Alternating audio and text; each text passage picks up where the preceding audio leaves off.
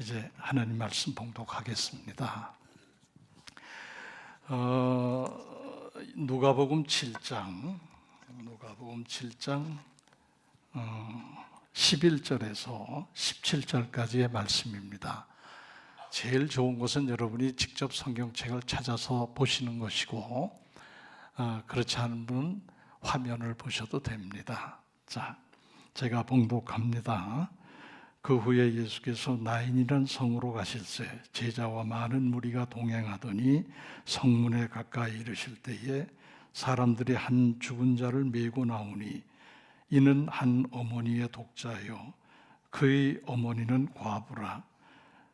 그 성에 많은 사람도 그와 함께 나오거늘 주께서 과부를 보시고 불쌍히 여기사 울지 말라 하시고 가까이 가서 그 관에 손을 대시니 맨 자들이 서는지라.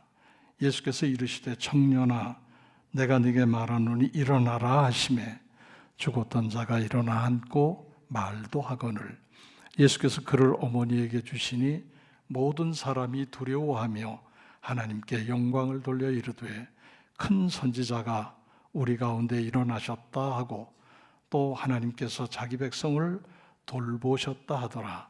예수께 대한 이 소문이 온 유대와 사방에 두루 퍼지니라. 아멘. 오늘 설교하고는 직접 관계가 없는 얘기지만은 하나 말씀드리고 싶은 게 있어요. 그게 뭐냐면 지금 우리나라 선수들이 파리 올림픽에서 기대 이상의 성적을 올리고 있어요. 그렇죠? 금메달 한 4개나 5개 따면 많이 딸 거다 그랬는데 지금 13개 따고 있거든요. 금메달을. 특히 양궁 같은 경우 활 쏘는 거예요. 그거는 싹쓸이했습니다. 금메달을 한국이 다 가져왔어요. 그래서 금메달 수가 이렇게 많아졌죠. 그런데 그 양궁 선수 중에 한 사람이 이런 얘기를 해요. 나는 빵을 절대 안 먹는다고. 나는 빵을 절대 안 먹는다 그래요. 그래서 기자가 물었어요. 왜 안 먹냐고. 혹시라도 빵 좀 쏠까 봐. 혹시라도 빵 좀 쏠까 봐 절대 안 먹는데요. 그런다고 빵점을 쏘겠습니까?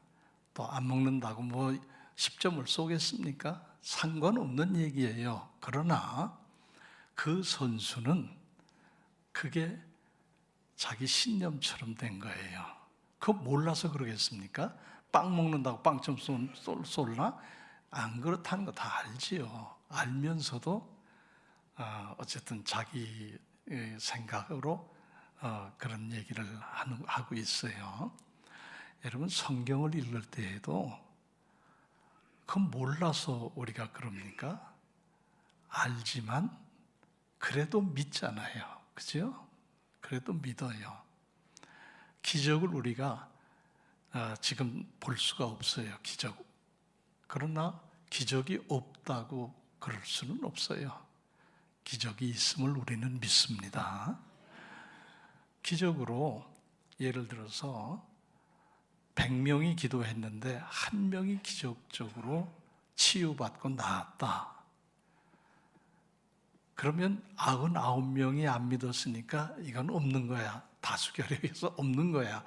그렇게 말하는 게 좋겠습니까? 아니면 한 명이라도 기적적으로 고침을 받았으니 나는 하나님을 믿습니다 하는 게 좋겠습니까? 하나님을 믿어야 되겠죠. 그죠? 그러니까 괜히 이것저것 생각하면서 믿음의 흔들림이 있으면 안 된다. 그걸 먼저 말씀을 드려요.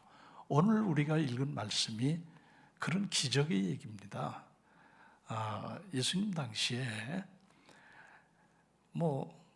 죽은 사람이 하나둘이겠습니까? 수없이 많은 사람이 죽었고 장례식 치렀고 땅에 묻었지요. 그러나 오늘 그야말로 가뭄에 콩 나듯이 한 생명을 주님께서 죽었는데 살려내셨어요. 살려주셨어요. 이건 기적 아닙니까? 그러므로 우리는 기적이 없다고 말하면 안 돼요. 그 기적을 우리는 믿습니다. 오늘 설교 제목이 울지 마라입니다. 제가 설교 제목을 울지 마라 이렇게 해서 이 주보에 인쇄하라고 제가 이렇게 건넸더니 우리 행정 보시는 집사님이 그러시더라고요. 제목만 들어도 목사님 눈물 날라고 그래요 그러더라고요. 감수성이 있는 거지요. 자, 울지 마라. 이건 제가 하는 말이 아니고 예수님이 그렇게 말씀하셨어요. 그러니까 저도 그렇고 여러분도 그렇고 오늘 이 시간에 말씀을 통해서 울지 마라, 울지 마라 하시는 주님의 음성을 함께 들으실 수 있기를 바랍니다. 예수님께서 가버나움이라고 하는 곳에서 백부장의 종을 고쳐주셨어요. 그 종이 몹시 괴로워했어요. 병으로 안 낫고 그러니까. 근데 예수님께서 낫게 해주셨다고요. 그리고는 예수님께서 발걸음을 옮겨서 가버나움이라는 동네에서 이제 나인성이라는 말이 성이지 그냥 시골 마을입니다. 둘러싸고서 성문 내고 이제 그러긴 했지만 지금도 있대요. 그 네인이라는 이름으로 지금도 그 마을이 보존돼 있답니다. 어쨌든 그 성으로 가셨어요. 60km 되는데 가버나움에서 나인성까지 약 60km 되는 거리를 걸어서 이제 가시는 거예요. 목적지가 어디였는지는 잘 모르겠어요. 그러나 하여튼 나인성을 향해서 가신 건 틀림없죠. 가시는데 예수님만 가신 게 아니고 12제자가 같이 동행해서 가고 있지요. 그렇게 해서 13명만 간 게 아니에요. 그 뒤에 많은 무리들이 예수님을 따라가고 있어요. 예수님께서 백부장의 종도 고쳐주셨지. 또 귀신도 내어 쫓으셨지. 산상수훈에서 주옥 같은 하나님의 말씀도 전해주셨지. 너무 예수님이 좋은 거예요. 그래서 그 백성들이 따라다니면서 예수님의 말씀을 듣고 또 병고침을 받기를 원하고 예수님을 따라오는 거죠. 그래서 예수님과 그 뒤에는 제자들과 그 뒤에는 많은 백성들이 예수님을 따라서 지금 어디로 가고 있어요? 나인성을 향해서 가고 있어요. 그래서 그 먼 길이지만 걸어서 나인성에 이제 도착을 하셔요. 조금만 가면 이제 성문으로 들어가는데 그런데 보니까 성에서 오히려 사람들이 무리지어서 나오고 있는 게 보였어요. 그런데 자세히 보니까 그것은 장례식을 행하는 장례 행렬이었어요. 근데 그 내용이 어떤 거냐 하면 그 나인성 그렇게 뭐 큰 동네가 아니니까 서로 다 알고 지내겠죠. 우리도 옛날에 뭐 윗동네, 안동네, 바깥동네 해가면서 서로 다 숟가락 몇 개까지도 알고 지냈어요. 옛날에 그랬다고요. 뭐 그랬겠죠. 그래서 오붓하게 살고 있는데 그 마을에 나인성 안에 과부가 한 사람이 있었어요. 물론 다른 과부도 있었으리라고 생각해요. 근데 여기 소개되는 과부가 한 사람이 있었는데 그 아들이 죽은 거예요. 그래서 장례 치료로 지금 나오는 거예요. 성 안에다 묻을 수는 없으니까 성 밖에 공동묘지로 이제 가고 있는 거지요. 과부라는 그 위치가 입장이 어떤 입장이냐 하면 세상에서 가장 불쌍한 입장이에요. 왜 그러냐면 지금은 뭐 혼자 살아도 저축해둔 돈 가지고 쓰고 살기도 하고 자기가 일을 해서 벌기도 하고 이렇게 살지만 이 당시에 예수님 당시에는 과부가 할 수 있는 일이 아무것도 없어요. 다 가난하게 사니까 어디 품팔러 갈 데도 없어요. 그리고 경제 활동을 못하니까 먹고 살 길이 막막한 거예요. 그런 가운데에서 굶기를 밥 먹듯 하면서 아마 생활을 했을 거로 봐요. 과부들이 다 그랬어요. 그래서 성경에 보면 하나님이 늘 말씀하신 게 있어요. 그게 뭐냐면 너희는 과부와 고아와 나그네를 잘 대접해라. 이게 성경의 가르침이에요. 고아와 과부와 외국인, 나그네를 잘 대접해라. 먹을 걸 주고 잠자리를 제공하고 하면서 형제처럼 대우하라. 이게 구약에도 있고 신약에도 있는 거예요. 그게 교회예요. 그게 연장선상의 교회예요. 그래서 교회가 할 일은 뭐냐? 뭐 조직이 어떻고 뭐 사업이 어떻고 그게 중요한 게 아니고 바로 하나님의 명령대로 어려운 사람, 또 아주 비참한 환경에 있는 사람 돌보고 돕고 사랑해주고, 이게 교회가 할 일이다 그 말이에요. 본질적으로 그걸 위해서 우리는 여러 가지 교회 안에 이런 것 저런 것도 시스템을 만들지만 시스템이 교회가 아니에요. 초대교회는 시스템 없었어요. 그냥 베드로가 사도로서 말씀 전하고 교인들은 서로 먹을 것을 서로 나누고 어려운 사람 있으면 돕고 이렇게 살았지 딱 짜여진 시스템이 없었어요. 어쨌든 그래서 이 과부는 굉장히 불쌍한 사람이에요. 지금도 어려운 혼자 사는 분들은 참 딱하지만은 이때는 생존의 문제가 걸려있는 아주 딱하고 불쌍한 분이에요. 그래도 이 여인에게는 희망이 하나 있습니다. 그건 뭐냐? 아들이 하나 있는 거예요. 남편은 일찍 떠났지만 이 아들에게 온 희망을 걸은 거지요. 네가 성장해서 네 힘으로 일을 하고 그래서 돈벌이도 하고 그러면 우리 같이 잘 살자. 나중에 며느리도 보고 잘 살자. 그랬을 거예요. 그렇게 애지중지하고 남편 대신하는 사랑을 쏟으면서 그렇게 성장했던 그 아들이 여기 말씀해 보면 청년아 일어나라 한 거 보면 아마 청년일 거예요. 다른 번역 성경에 보면 소년아 그렇게 번역을 했어요. 그러니까 나이는 많지 않지만 10대 후반 18, 19 또는 21, 2 이런 나이쯤 되지 않았겠나 이렇게 생각이 돼요. 한참 이제 자라고 이제 성인이 되는 그런 나이에 이 아들이 무슨 연유로 죽었는지는 여기에 성경에 없으니까 알 수 없어요. 갑자기 죽은 거예요. 그러니 그 엄마의 마음은 어떻겠습니까? 그야말로 한 줄기 희망마저 꺾여버린, 그것마저 사라져버린 참담하고 견딜 수 없는, 저는 이렇게 생각이 들더라고요. 이 엄마의 심정은 내장에 다 녹아내리는 아픔이었을 것이다. 그런 생각이 들어요. 여러분도 그렇게 생각 드시죠? 모든 희망을 다 잃어버렸고 그렇게 아끼고 사랑하고 그렇게 키웠던 아들이 죽었는데 무슨 희망이 생기겠어요? 아마 전 생각에 이 엄마가 그랬을 것 같아요.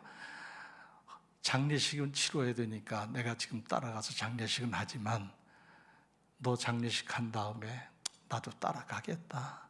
그런 마음으로 지금 가고 있지 않나 이런 생각이 들어요. 이해가 되시죠?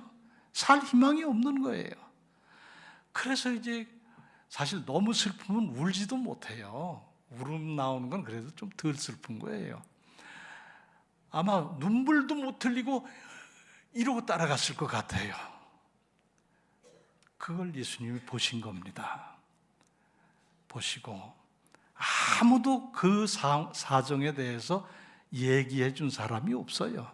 그런데 예수님이 보셨다는 건 그 사정을 다 알고 계셨다는 거예요. 왜냐하면 그 다음 보면 알아요. 예수님이 보시고 그 여인에게 가까이 다가가셨습니다. 그리고 그 여인을 불쌍히 여기사, 오늘 말씀에 보면 그랬어요. 주께서 과부를 보시고 불쌍히 여기사, 불쌍히 여기셨다 그랬어요. 여러분, 불쌍히 여겼다는 게 뭡니까? 그 간 내장이 다 녹아내리는 그 슬픔, 그 참담함, 그 절망, 그 깜깜함을 예수님도 함께 느끼셨다, 그런 뜻이에요. 여러분, 내가 저 사람의 그 어려움을 공감하지 않으면 돕지도 않고 또 불쌍히 생각도 못해요. 공감하신 거예요. 그래서 예수님께서 불쌍히 여기사 그 다음에 하신 말씀이 뭡니까? 울지 마라 그러셨어요. 울지 마라. 여러분, 지금 상황에 그 여인이 그런 말이 귀에 들어오겠습니까? 저 초상집에 가면은요, 초상집에 가면 막 울어요. 뭐 배우자나 자손들이 막 울어요. 그러면 요즘은 또 울지도 않더라고요, 제가 보면. 근데 제가 전라북도 부안에서 목회할 때, 그리고 전도사로 저 종촌에서 목회할 때, 그때만 해도 집안의 식구가 돌아가시면 애어른 없이 얼마나 슬프게 울었는지 몰라요. 그러면 꼭 그런 분이 있어요. 울지 마. 천국 가셨는데 오히려 기뻐해야지. 울지 마, 울지 마. 그런 분이 있어요. 꼭 있더라고요. 아니, 목사는 가만히 있는데 옆에서 그래요. 목사는 그게 하면 목사가 할 소리지. 천국에 가셨으니까 눈물을 거두세요. 이렇게 많은 목사 할 수 있어요. 근데 목사 할 소리를 옆에서 막 해요. 이렇게. 울지 마라. 천국 가셨는데 왜 울어? 울지 마. 여러분, 저는 지금까지 목회해 오면서 초상집에 가서 한 번도 울지 말라고 해본 적이 없어요. 그걸 억지로 삼키면 이 속에 맺혀요. 울어야 돼. 울고 싶을 땐 울고 싶은 만큼 울어야 돼. 또 안 울면 되겠어요? 육신이 이별을 하는데 그 슬픔을 눈물로 표현하는 게 맞잖아요. 근데 어쨌든 그래요.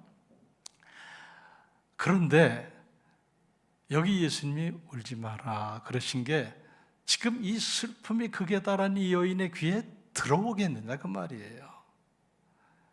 아무 소리도 안 들렸을 것 같아요. 그래도 예수님은 울지 마라 그러셔요. 예수님이 울지 말라고 하신 건 달라요. 그건 하늘의 음성이에요. 하늘의 메시지예요. 우리가 그냥 옆에서 천국 가셨는데 뭘 울어? 이게 아니고 예수님이 울지 마라 하신 건 하늘의 음성이란 말이에요. 왜 그러냐? 그 다음을 보면 알아요. 예수님이 관에다 손을 대셔요, 이렇게. 근데 여러분, 관하면 우리는 이렇게 네모찡 반듯한 시신을 놓고 못질 꽝꽝 해가지고 또 싸매고 이렇게 장례를 치르잖아요. 그런 관을 우리는 생각해요. 근데 그 관이 아니에요.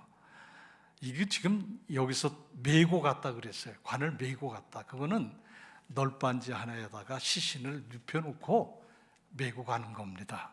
그걸 성경 번역은 관이라고 표현을 했는데 요즘 다른 번역에 보면 널판지에다 올려놨다 그랬어요. 어쨌든 그때 장례가 그랬어요. 장례 문화가. 예수님께서 손을 대시니까 섰어요. 가던 사람들이 섰어요. 이 메고 가던 사람들이. 그러니까 예수님께서 이렇게 말씀하세요. 청년아, 내가 네게 말하노니 일어나라 그러셨어요. 제가 지금 조용히 얘기하지만 예수님의 말씀 속엔 힘이 들어있었을 거예요. 내가 네게 말하노니 일어나라. 하늘의 음성으로 말씀하셨을 거예요. 그랬더니요, 이 죽었던 사람이, 이 청년이 벌떡 일어났습니다. 할렐루야. 우리는 그냥 청년이 일어나 말도 했다 그랬어요. 움직이고 말도 했다 그랬는데 다른 번역에 보면 그렇게 번역한 데가 있어요. 벌떡 일어났다 그랬어요. 어마어마하잖아요. 죽어서 장례 치르려고 지금 공동묘지로 가고 있는데 죽어도 사람이 벌떡 일어났다. 기적이, 이런 기적이 세상에 어디 있어요? 이런 기적이 누구로 말미암아 이루어졌어요? 예수님으로 말미암아 이루어졌어요. 그러니 예수님은 충분히 울지 말라고 하실 자격이 있으신 분이에요. 그죠? 울지 마라. 그 말씀 속에는 이런 뜻이 담겨 있어요. 내가 있잖아. 내가 네 그 슬픔을 해결해 줄게. 그게 그 말 속에 들어있단 말이에요. 제가 제 얘기를 자꾸 해서 죄송해요. 근데 제가 경험한 거 말씀드리는 게 좋잖아요. 우리 교회에 부임한 지 6년째 되던 해, 그때 제 나이가 48입니다. 젊지요? 그때는 머리가 이렇게 하얗지 않았어요. 그 48 되던 한참 이제 일할 나이죠. 그죠? 이제 아주 완숙하게 일을 할 나이에 이르렀는데 열심히 목회했어요. 제가 생각해도 저는 목회 참 열심히 했다고 생각이 돼요. 그런데 이제 너무 이제 몸을 안 움직이니까 그래도 이제 그 나이 되면 운동도 좀 해야 될 것 같더라고요. 그래서 걷기를 했어요. 교회에서, 사택이 교회에 있었으니까 사택에서 나와가지고 저 변동까지 걸었어요. 그때가 1월 달인 것 같아요. 아주 추웠어요. 제가 이렇게 옷을, 오리털을, 파카를 입고 열심히 걸었어요. 저 변동까지 갔다가 이제 되돌아 이제 집으로 오면서 가장동 지나서 이 도마동 가까이 왔을 때인데 갑자기 머리에서 딱 하는 소리가 나더라고요. 딱 그래요. 지금도 생생하게 제가 표현할 수 있어요. 딱 소리가 나더라고요. 딱총 쏘는 것처럼, 딱총 쏜 것처럼 딱 그러더라고요. 그래서 제가 깜짝 놀래가지고 무슨 소리지? 근데 그 순간부터 옆에 차도 지나가고 사람도 지나가는데 이 모든 소리가 다 아득하게 들려요. 참 먼 데서 나는 소리처럼 가물가물하게 들려요. 이 아득하다는 소리가 참 맞는 것 같아요. 아득하게 들려요. 그래서 제가 평소에 귀가 나쁘니까 이제 이 농아인이 되는구나, 귀머거리가 되는구나, 그런 생각을 했어요. 그래도 말은 해야 되니까 제가 말을 해봤어요. 그랬더니 제가 하는 말소리도 아득하게 들려요. 그러니까 제대로 말하기가, 이 소리가 큰지 작은지도 모르겠고, 여러분 말할 때 자기 소리가 자기에게 들려야 말 조절도 하고 잘해요. 그죠? 어쨌든 그래요. 그래가지고 이게 무슨 일인가 싶어서 이제 집으로 왔어요. 그날 밤에 한숨도 못 잤어요. 그래도 신기한 거는 제가 그런 상황이라도 말하면 듣는 사람들은 그냥 이렇게 듣는 거예요. 정상적인 말로 듣는 거예요. 그래서 제가 이제 어렵지만은 이제 설교도 하고 예배인도 하면서 2월이 가고 한 달쯤 갔나요? 제가 몸이 막 무너지는데 조금 나가다가 도저히 더 못 가겠어서 아이고 도로 들어가자고 집으로 들어간 적도 있고 그래요. 그래서 제가 하나님께 이제 매달릴 수밖에 없다. 이미 병원에서는 못 고친다. 그런 진단을 이미 받았었기 때문에 하나님께 매달려서 고쳐주시면 살고 불러가시면 영광이지. 그렇게 해서 갔어요. 강원도에 있는 어느 기도원으로 갔어요. 가서 매일 할 일이 2가지밖에 없더라고요. 기도하고 우는 거, 기도하는 거, 그 다음에 우는 거, 이 2가지밖에 없더라고요. 그래서 매일 울었지요. 그런데 이제 그래도 성경은 봐야 되니까 성경을 보면서 오늘 이 말씀을 본 거예요, 그때. 근데 그때 제 마음속에 제 영혼에 들려오는 소리가 그거예요. 이 목사야, 울지 마라. 내가 있잖아. 제게 들려오는 소리가 그래요. 이 목사야, 울지 마라. 울지 마라. 내가 있다.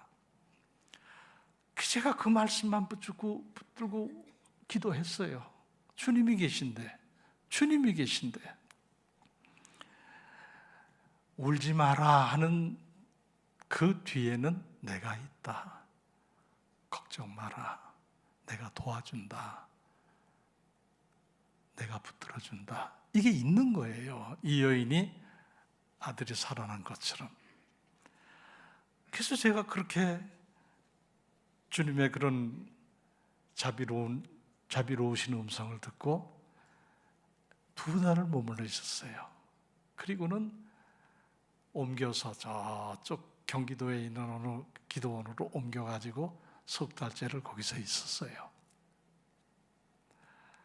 뭐 그 얘기는 다 할 수가 없고요. 그러다가 교회를 너무 오래 비우면 안 되잖아요.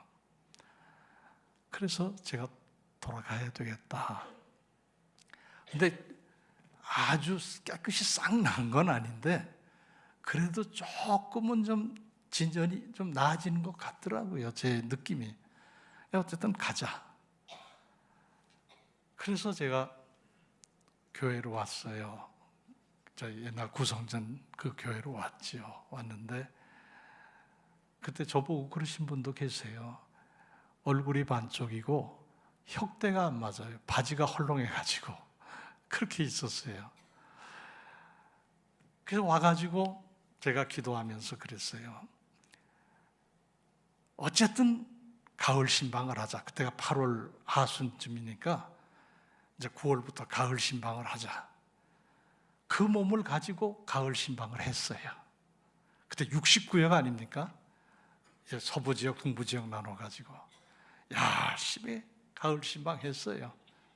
주일 예배 드리고 설교하고 새벽 다 했어요. 그 몸을 가지고.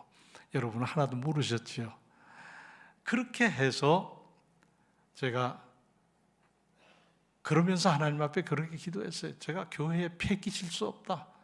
하나님 패기실 수 없습니다. 이대로 제가 못할 일이면 사임하겠습니다. 그러나 하나님께서 하라 하시면 계속하겠습니다.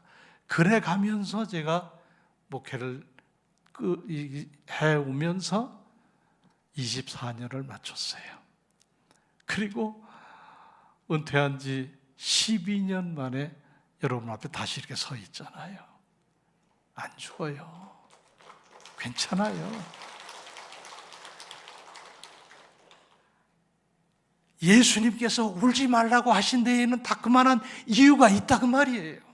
그 음성을 우리가 들어야 돼요.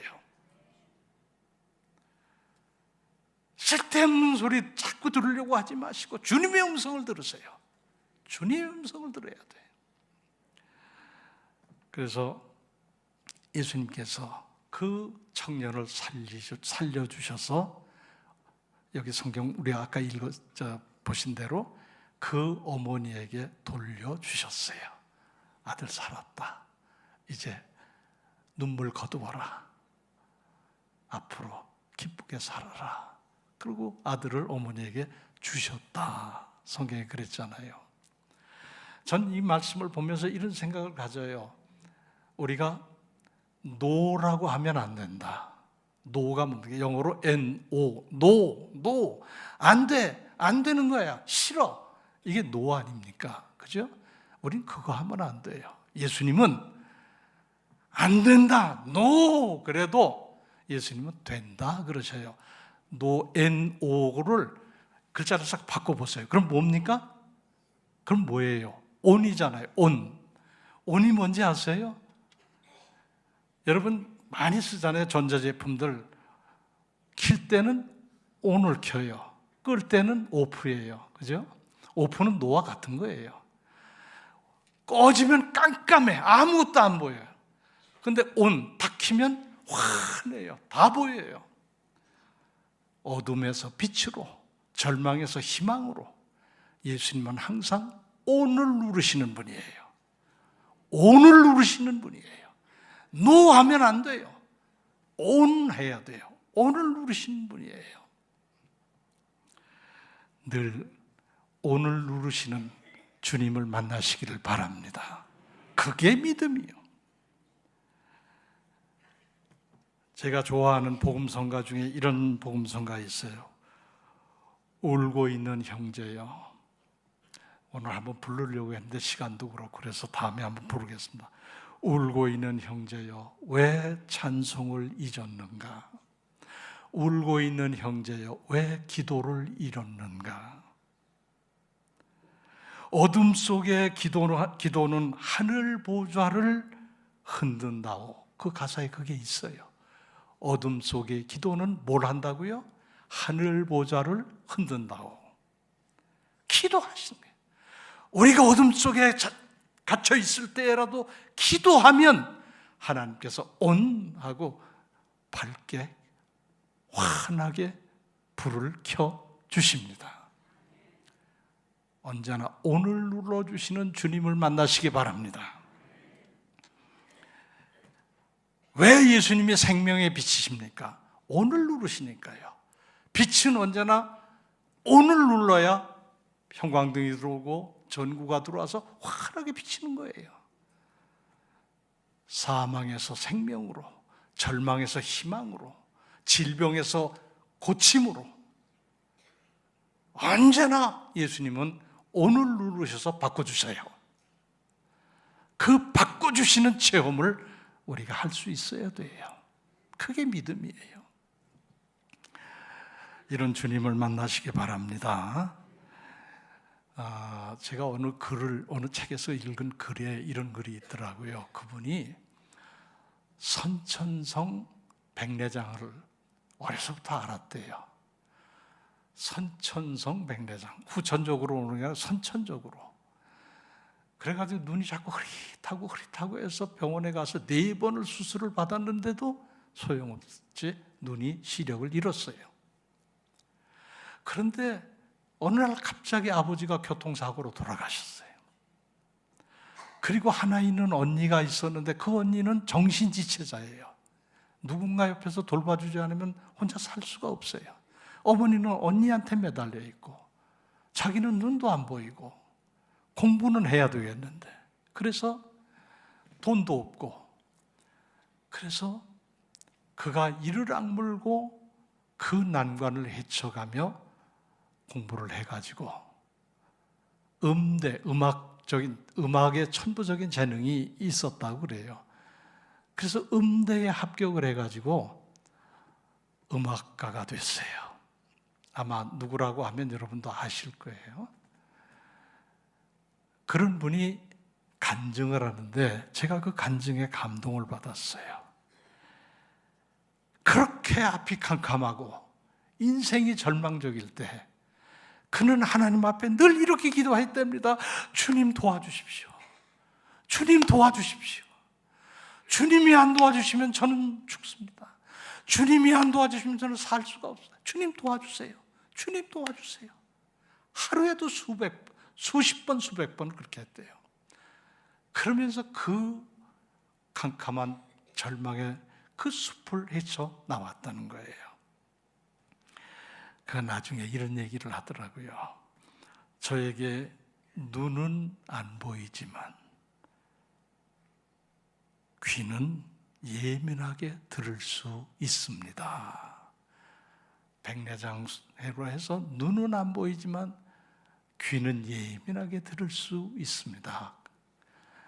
그분이 뭘 들었을까요? 음악인이니까 음을 들었겠죠. 음표, 음을 들었겠죠. 반음, 온음, 뭐 이런 음을 들었겠죠. 하나 더 들은 게 있어요. 뭘 들었을까요? 주님의 음성을 들었다고요. 이 귀에 고막을 울려서 들려오는 소리만이 아니고 영혼의 소리를 들었다고요. 주님의 목소리를 들었다고요. 주님의 음성을 들었다고요. 저처럼 울지 마라, 사랑하는 딸아. 그분도 그때그때마다 울지 말라시는 주님의 음성을 들으면서 용기를 내서 주님 손잡고 그 난관, 그 절망의 어두움을 헤쳐나왔다. 그렇게 간증하고 있습니다. 사랑하는 여러분, 우리도 들으십시다. 울지 마라, 울지 마라.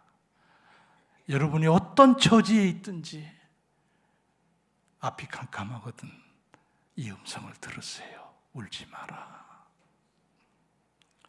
주님의 음성에 우리의 영혼이 깨어 있기를 축원합니다. 기도하겠습니다.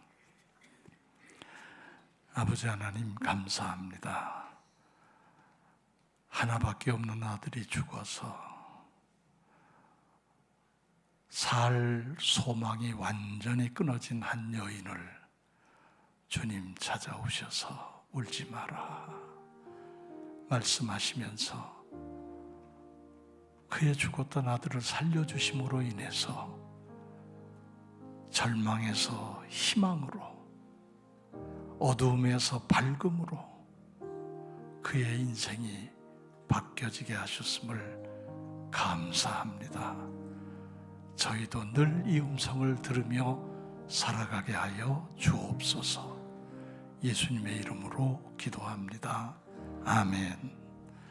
이제는 우리 구주 예수 그리스도의 은혜와 하나님 아버지의 사랑하심과 성령님의 교통하시고 위로하시고 우리에게 언제나 온을 눌러주셔서 어둠이 변하여 환한 빛이 되게 하시고 인생의 절망이 희망으로 바뀌게 하시고 사망이 생명으로 옮겨지는 역사를 이루시는 주님을 꼭 믿고 의지하고 살아가기 원하는 사랑하는 우리 믿음의 식구들 머리 위에 지금부터 영원토록 함께 하시기를 축원하옵나이다.